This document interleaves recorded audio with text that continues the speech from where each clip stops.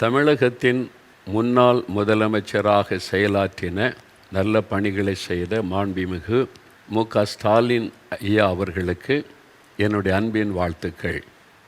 இந்த தேர்தலில் தோல்வியை சந்தித்ததினால அதற்கான காரணங்களை அறிந்து கொள்ள, மக்களுடைய மனதில் இருக்கிறதை அறிந்து கொள்ள நீங்கள் ஒரு கமிட்டியை அமைத்து எல்லாரிடத்துலையும் அபிப்பிராயங்களை நீங்கள் கேட்க தீர்மானித்தது ரொம்ப வரவேற்கத்தக்கது, சந்தோஷமானது. பொதுமக்களும் உங்களுடைய மனதில் உள்ளதை இதை பற்றி கருத்துக்களை தெரியப்படுத்தலாம் என்று சொன்னதுனால நான் எந்த கட்சி சார்பும் உடையவனாக இல்லாதபடி பொது ஜனங்கள் சார்பாக சில கருத்துக்களை நான் உங்களுக்கு சொல்ல விரும்புகிறேன். நீங்கள் ஆட்சி செய்த 5 வருஷ ஆட்சி காலத்தில் தமிழ்நாடு பல நன்மைகளை, வளர்ச்சிகளை கண்டது. அதற்காக உங்களுக்கு நன்றி கூறுகிறேன். நான் தேவனை துதிக்கிறேன். கல்வித்துறையில் நிறைய ஆசீர்வாதமான நன்மையான மாற்றங்களை தமிழ்நாடு கண்டது. மருத்துவத்துறையில் ஆச்சரியப்படும்படியான நிறைய நன்மையான மாற்றங்கள், வளர்ச்சிகளை தமிழ்நாடு பெற்றிருக்கிறது. இதே போல் தொழில் வளத்தில் தமிழ்நாடு முதன்மையான இடத்தில் வந்து நிறைய பேர் ஆசீர்வதிக்கப்பட காரணமாக இருந்தது உங்களுடைய அரசாங்கம். அதே மாதிரி இந்த பஸ் ஸ்டேஷன், அதை பேருந்து நிலையங்கள், அதனுடைய புதுசாக கட்டின எல்லாமே விமான நிலையத்தில் போல் அவ்வளவு சிறப்பாக பிரம்மாண்டமாக மக்களுடைய நன்மைக்காய் செய்தது பெரிய ஒரு ஆசீர்வாதமான காரியம். பெண்கள் இலவசமாய் பஸ்ஸில் பிரயாணம் பண்ண நீங்கள் செய்த உதவி, நிறைய பெண்கள் அதனால் மகிழ்ச்சி அடைந்ததை, நன்மை பெற்றதையும் பார்க்க முடிந்தது. இப்படி நிறைய நன்மையான காரியங்கள் நடந்தது உங்களுடைய ஆட்சி காலத்தில். அதை நினைத்து ஆண்டவரை துதித்து உங்களுக்கும் நான் நன்றி கூறுகிறேன். இவ்வளவு நன்மைகள் நடந்தும் கூட ஏன் இப்படிப்பட்ட ஒரு தோல்வி என்பதான கேள்வி உங்களுடைய மனதில், எல்லா கட்சிகளுடைய மனதில் எழும்பி இருக்கிறது. ஒருவேளை நினைக்கலாம், சினிமா மோகத்தினால் உண்டான ஒரு மாற்றம்தான் இதற்கு காரணம் என்பதாய். அப்படி சொல்லி நீங்கள் அவங்களை திருப்திப்படுத்தி கொள்ளாதபடி மக்கள், சாதாரண கிராமத்தில் இருக்கிற மக்களும், ஏழை மக்களும், நடுத்தர மக்களும் அவங்களுடைய மனதில் இருக்கிற பாதிப்பு என்ன என்பதை உங்களுக்கு நான் தெரியப்படுத்த விரும்புகிறேன். என் மனதில் தோன்றினது 2 காரியங்கள். அதை உங்களுக்கு தெரியப்படுத்த விரும்புகிறேன். ஒன்று, டாஸ்மாக் கடை, மதுபான கடைகள்.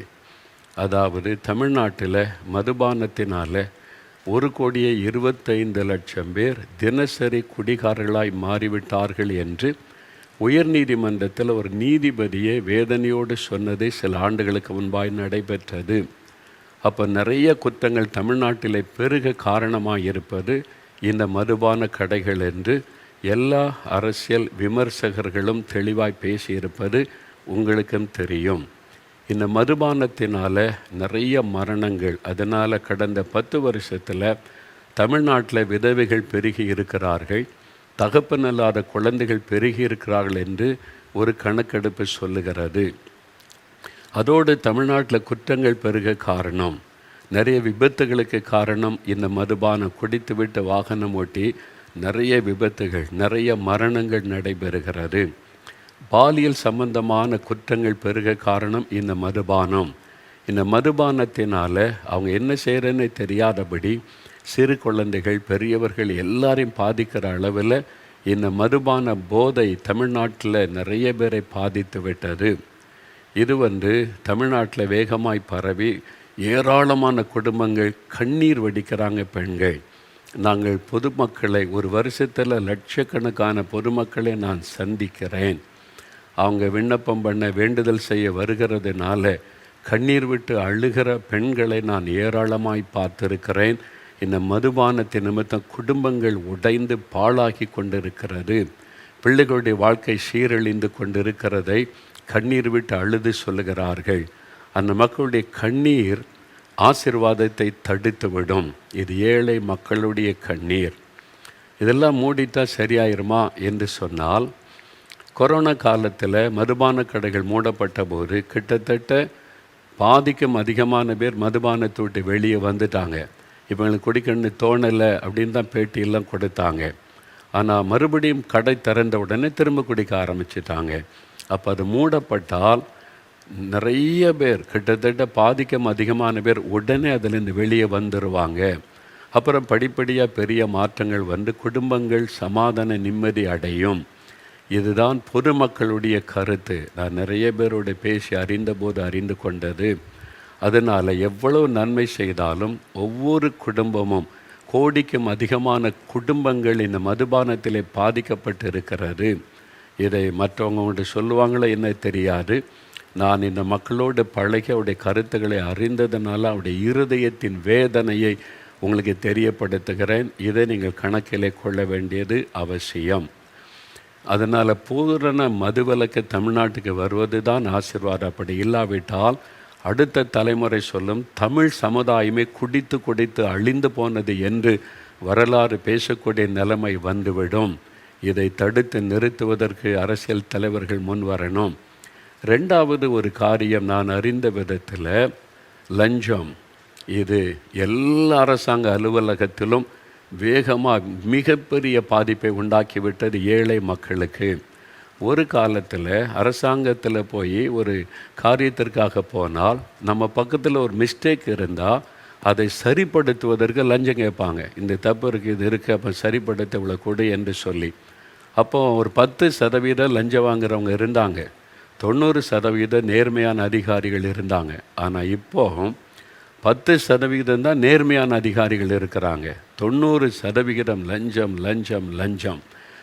அவங்க கேட்குற எல்லா டாக்குமெண்ட்டை கொடுத்தாலும், ஒரு குறையில்லாதபடி பெர்ஃபெக்டாக அரசாங்க சட்டத்தின் பிரகாரம் கொடுத்தாலும் இவ்வளோ லஞ்சம்னு கேட்குற நிலைமை வந்துவிட்டது. மக்களை, அடித்தட்டு மக்கள் வரைக்கும் பாதிக்கப்பட்டுட்டாங்க. நடுத்தர மக்கள் மிக அதிகம் பாதிக்கப்பட்டுட்டாங்க. தாராளமாய் மக்கள் சொல்கிறாங்க. அதுதான் நான் பேசி பழகும்போது ஏன் இந்த தோல்வி வந்தது என்று கேட்டபோது, அரசியல் மாற்றம் வந்தது என்று கேட்டபோது நிறைய மக்கள் சொன்ன வார்த்தை லஞ்சம் லஞ்சம் லஞ்சம். நேர்மையான ஒரு காரியத்துக்கு நன்மை பெறுவது கூட இவ்வளோ லஞ்சம். அதில் அரசியல்வாதிகள் பின்னணியில் இருக்கிறாங்க. அவங்க உங்கள் வரைக்கும் கை நீட்டுறாங்க. நாங்கள் அதிகாரிகள் சொல்கிறாங்க எம்எல்ஏ கொடுக்கணும், மினிஸ்டருக்கு கொடுக்கணும், சீஃப் மினிஸ்டர் வரைக்கும் போடணுன்னு. அது எந்த அளவுக்கு உண்மையே தெரியாது. ஆனால் உங்களை அவங்க கை காட்டுகிறார்கள். இதை கட்டுப்படுத்த இந்த அரசாங்கம் தவறிவிட்டது ஒரு முக்கியமான காரணம் என்று நான் கருதுகிறேன். இது பொதுமக்களுடைய அபிப்பிராயம். நான் ஏராளமான மக்களோடு பழகுகிறதுனால, கிராமத்தின் மக்கள், நடுத்தர மக்கள், படித்தவர்கள் என்று பலரோடு இதை குறித்து பேசி அதை அறிந்ததுனால, இதை உங்களுக்கு தெரியப்படுத்த வேண்டும் என்று நினைத்ததுனால உங்களுக்கு தெரியப்படுத்துகிறேன். அதனால் நீங்கள் இந்த தோல்விக்கான காரணத்தை குறித்து ஆராயும் போது இந்த 2 காரியங்களை ரொம்ப முக்கியமாக கருதி இதற்கு தீர்வு காண்பும்படியான நல்ல முடிவு எடுத்தால் மறுபடியும் நீங்கள் ஆட்சிக்கு வந்து நன்மையான காரியத்தை செய்ய ஆண்டவர் உங்களுக்கு வாய்ப்பு அருளுவார் என்று நான் விசுவாசிக்கிறேன். நலமானதை யோசித்து நலமான முடிவெடுக்க வேண்டுகிறேன். ஆமேன்.